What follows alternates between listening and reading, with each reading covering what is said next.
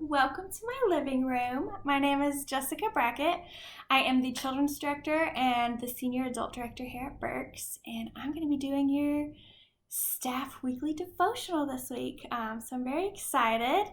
I guess this is week 5 or 6 of our quarantine, and I've been home that long, and I do know that I'm losing it because right before I started to record this video, I went around this living room here and sprayed Febreze, thinking, I guess, that you all could smell my living room. I don't know. Anyways, it smells like Bora Bora. It's really nice. It's really tranquil. So just know that while you're watching this video. And maybe, if you're doing something kind of weird and crazy, you're not alone. I'm losing it too during this quarantine. I thought I'd give you guys a little background on who I am. So like I said, my name is Jessica Brackett. I'm married to a man named Joseph Brackett. We've been married, I guess it'll be 5 years in September. I grew up as a United Methodist pastor's kid, and he grew up as a United Methodist youth director's son. So to say we were literally born and raised and grew up and fell in love and got married all within the United Methodist Church is completely accurate. So we really miss you guys. It feels like a part of our body is missing, being without you guys. So just know that we really miss you and we're really thinking about you.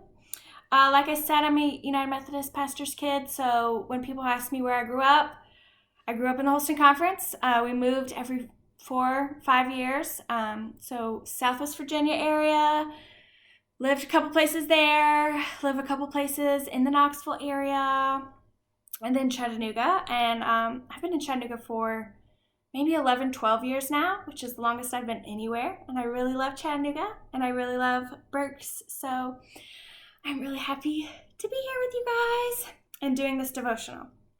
So, we're home, we're stuck, we're in this time of waiting that we've never experienced before. As some of you might know, my husband and I are in the process of adopting an infant. And we've been in that process, I guess, for about 14 months. So I'm no stranger to waiting. I think there's something in all of our lives that we're waiting for, that we feel like if this just happened, peace.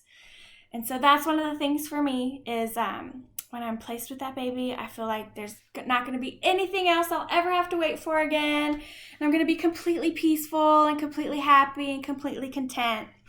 And I think we all have something in our life that we feel is causing us unrest because of waiting.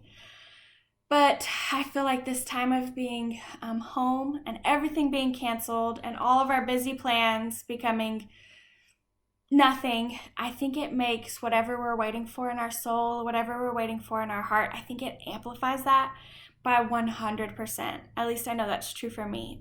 This waiting for a baby has been completely amplified to a level I never imagined. But I do believe that God works in our waiting, and I believe that's when he does some of his hardest heart work. At least I know that's true for me. I think I've learned a lot about myself through the waiting process of adoption, and that's been about 14 months. And these past 5 weeks, I think I've learned more about myself than I have my entire life.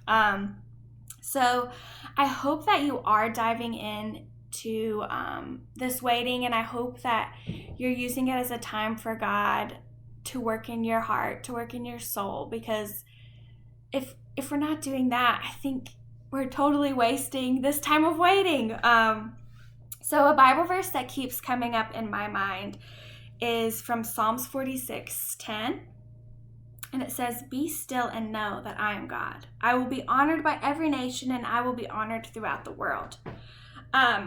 The part I keep thinking when I was, doing my devotionals and spending some time in prayer about this time of being still. And I think as Americans, we're really bad at being still. I think we judge our success by how busy we are. And right now, everything's canceled, and we're home, and we're waiting, and we're resting more than ever before. And I think if we really dig into what it means to be still, I think we can really bloom in our relationship with Christ. One thing that I've been doing, there's that study out there that says it takes 21 days to start a habit. And so I thought, oh, this is a great time to start a really great habit in my prayer life. I'm a prayer journaler. I have to write it down or I just get lost in my head. But one thing I'm really bad about in my prayer life is after I'm done, after I say amen, I'm done. I'm ready to do the next thing. I'm ready to cook dinner or start my book or do something like that. But one thing that I don't do and that I'm trying to start this good habit of is being still. I don't sit there and wait for I don't give God an opportunity to speak to me. I don't sit there after I say amen and just bask in who he is and bask in what he's done for my life, what he's doing in my life. I don't give a moment just to him to speak to me. And so that's one thing that this Bible verse is kind of putting on my heart, is to be still. I think we have a time right now to really connect to God. There's no excuses. I mean, we have all the time right now to bloom in this waiting. And I think, like I said, that God works in our waiting, that God's ready to do something in you, that God's ready to show you what this waiting was all for. I think he wants to do a lot of work in us. And I think if we give ourselves over to that and to be still in his goodness, to be still in his authority, to be still and know that however long all of this takes, when we come out of it, he is still God. And while we are in it, he is still God. And to just give him that trust, to give him that opportunity to work in us, I think is really what we can make this waiting all worthwhile. So I hope you guys are staying busy during the wait, but I also hope that you're giving some time over to God to really work in you, because I think this is such an opportunity for God to show us who he has planned for us to be, who we are to him, and what we can do to glorify him. Because if in everything we do, we should be glorifying how amazing our God is. And like I said, if you're home like me and you've got a lot of time, then this is a great time to do it.